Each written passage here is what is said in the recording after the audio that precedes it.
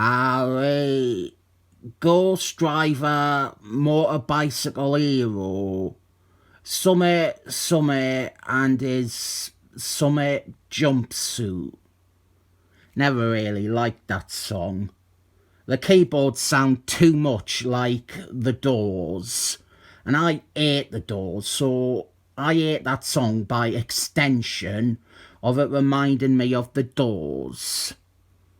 This is Ghost Driver issue 7, quite early in the series. This is 90s Ghost Driver.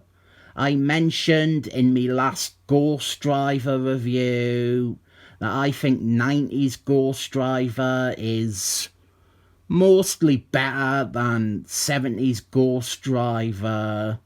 So I thought I would look at one of his issues to talk about those points. One thing I think is an improvement is bad guys. 90s Ghost Driver had much more memorable baddies. 70s Ghost Driver, other than Satan and the Orb, he did not have a good rogues gallery.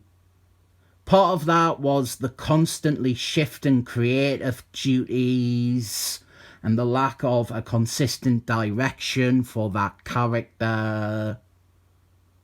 To be completely honest, I think after the first 20 or so issues of 70s Ghost Driver, I think it became a book that no one really wanted to work on. But here, the bad guy in this is Scaredy Cat, Marvel's version of Scaredy Cat. He is a minor bad guy in general. He started as an Iron Man 1, and then they realised that was stupid, so he moved over to Captain America, where he only got a slight bit more use than as an enemy of Iron Man. But reinventing him as a Ghost Driver bad guy is a stroke of genius. After this, I think Scaredy Cat becomes a much more useful character. Captain America has enough bad guys. Iron Man has enough. They didn't need some bloke with a sack on his head. But with a little bit of tinkering, he works perfect as a nemesis for Ghost Driver. The baddies in general were decent for this 90s Ghost Driver reboot, but the main thing is the lead character. I think he is much more relatable than the 70s version.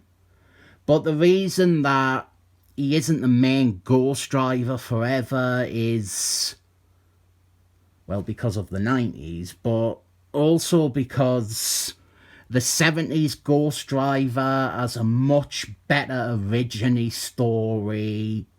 70s Ghost Driver sold his soul to Satan to save his father from dying of cancer. And then his dad died of other causes, and Ghost Driver was cursed to be Ghost Driver forever. 90s Ghost Driver just has the typical 90s new hero origin story, where it is a knockoff Peter Parker who finds something that gives him powers. Same as Dartboard. Same as Pratt's son. Same as any new hero from the 90s. It's like how they all have exotic girlfriends too.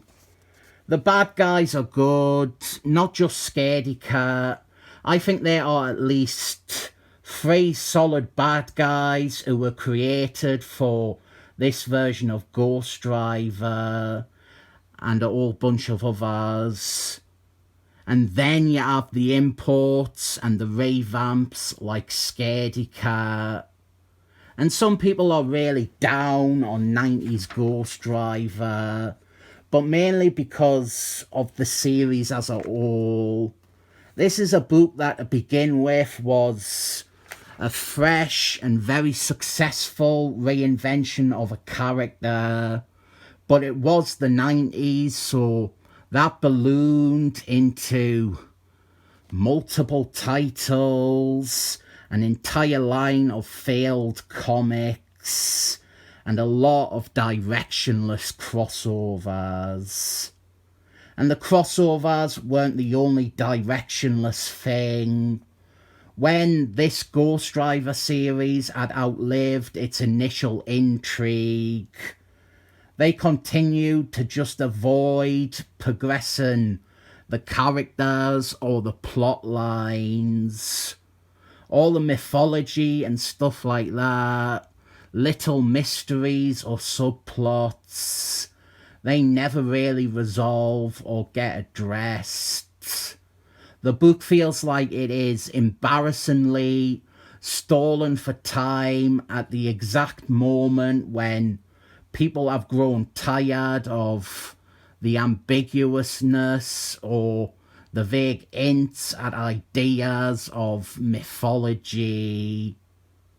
And how the book ends up is a big reason for people hating this series. But I think the first 2 years even, pretty fucking good. They are not amazingly written comics, but they are very serviceable and they work a lot better than most of the 70s Ghost Driver series did. And with this book, there's also an overall tone of sorts. We have some more horror sort of stuff interspersed with classic superhero crap. I think it works here, and it's kind of what Ghost Driver always should have been. Here he is fighting Scaredy Cat, who is a contortionist that cannot really be physically hurt. And he is a decent foil for Ghost Driver. It is someone that Ghost Driver can batter around and not seriously injure or cripple. Basically a ragdoll for him to throw around, and that is fine. Much more purpose to an unhinged serial killer with a pitchfork and insane durability than there is to water wizard or wind witch. This issue also paves the way for the Ghost Driver Captain America graphic novel that disappointingly is just a Ghost Driver graphic novel with an extended cameo from Captain America. I think that was one of the first things I ever reviewed. Didn't gone back, like most YouTubers, I didn't like some of my early videos. There is some great jokes in them, but I didn't really know the best way to present them or even talk about the comics. Plus, I affected a drunken slur because my approach was the same as the Plinkett reviews. Nobody would really want to listen to me just moan about comics, so I had to be a ridiculous character. And I like the idea of being a parody of other YouTubers who talk about comics and didn't really know anything. I think I found a middle ground between the two now, and I am capable of being 10 to 15 minutes as an idiot with some valid points hidden behind the image of the least knowledgeable comic book fan ever. I think I have come leaps and bounds from me first videos, but I also think I lost something in becoming more adept at these very niche videos. And my intention of viewers slowly seeing this couch fall apart and become utterly broken with springs sticking out and bits torn open and dog stains everywhere, it just hasn't panned out. I'm too neat and tidy. But I'm actually meant to be evaluating this comic and not my YouTube channel. So I'll say this is pretty good.